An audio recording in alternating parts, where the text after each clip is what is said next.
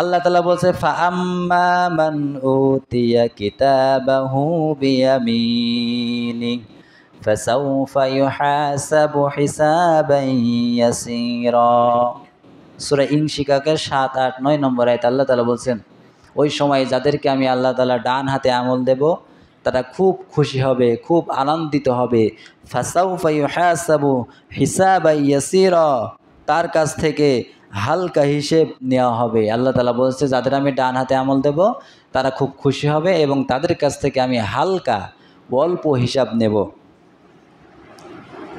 ওয়ায়ানকালিবু ইলা আহলিহি মাসরুরা, এবং সে হাসি মুখে নিজের লোকদেরকে তারা আমলনামায় দেখাইতে থাকবে। কি করবে?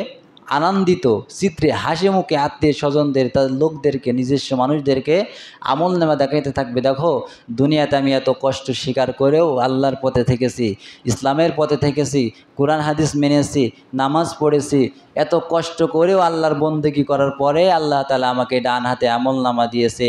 যাই করেছে আল্লাহ খুশির জন্য আজকে আল্লাহ তাআলা আমাকে আমলনামা ডান হাতে দিয়েছে। দেখো আমি কত ভালো আমল করে এসেছি। পরবর্তীতে যার আমলনামা বা হাতে দেওয়া হবে আল্লাহ তাআলা বলছেন ওয়া আম্মা মান উতিয়া কিতাবাহু ওয়ারা যহরি, আর যার আমলনামা পিছন দিক থেকে বাম হাতে দেওয়া হবে তারা কি করবে? ফাসাউফা ইউহাসাবু হিসাবান ইয়াসীরা ফাসাউফা ইয়াদউ সুবুরা, সে মৃত্যুকে ডাকবে। বা হাতে যাদের আমল নেবে পিছন দিক থেকে দিবে, সামনের দিক থেকে দিবে না, পিছন থেকে ঘুরিয়ে বা হাতে আমলনামা দিবে এবং সে মৃত্যুকে ডাকতে থাকবে।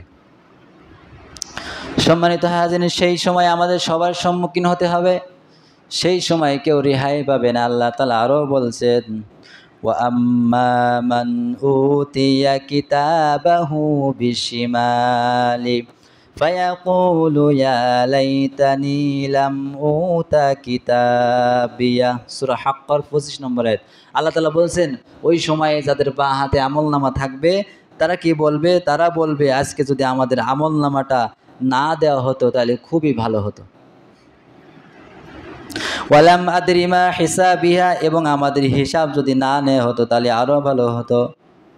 ইয়া লাইতাহা কানাতিল কাদিয়া, আমাদের সেই মৃত্যুই যদি আজকে দুনিয়াতে শেষ হয়ে যেত, দুনিয়ার জীবন শেষ হয়ে যে মৃত্যুবরণ হয় ওটাই যদি শেষ হতো, আজকে কিয়ামতে যদি উঠা না লাগতো তাহলে খুব ভালো হয়ে যেতাম।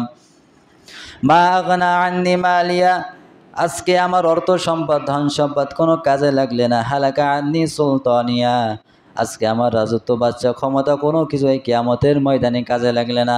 কিয়ামতের ময়দানে ধন সম্পদ, টাকা পয়সা, ক্ষমতা কোনো কাজে লাগবে?